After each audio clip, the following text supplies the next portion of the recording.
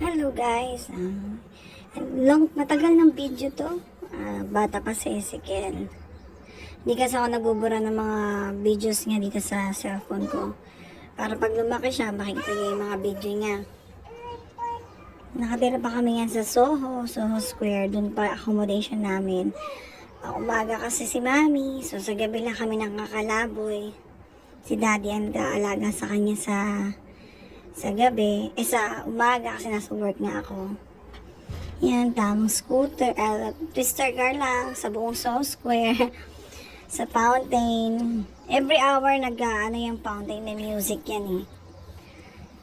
Every hour. So, maraming tao. Lagi maraming tao sa Soho Square, kaya masayang pasyalan. Ang ganda-ganda. See, sayaw pa siya ng sayaw. Makulit na talaga siya, maliit pa lang. Smile, smile. Siya nag-request niyan, picturean ko siya dyan. Mag-smile siya, pa-cheese pa siya dyan. Cheese! Ayan, sabi niya, picture cheese! Alam niya nang ngumiti dyan, cheese! Hindi ko matandaan, 2 years old ata si Ezekiel dyan. Tapos umuwi siya ng Pilipinas after niyan. Inuwi ko siya ng Pilipinas.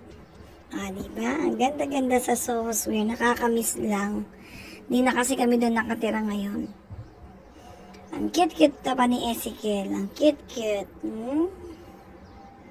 Lagi nakangiti. Ang saya-sayang bata. Ayan. Bumalik ulit kami sa fountain. Kasi pupunta kami sa daddy niya. Tapos, pag lumalabas na kami yan sa gabi, it's either naantay na namin yung daddy niya mag-out. Out niya na sa work. 1 o'clock ang out niya siya sa work kasi gising pa si Ezekiel noon. Kaya ganun. Naantay niya yung kanyang ama. Yan, tamang muni-muni lang.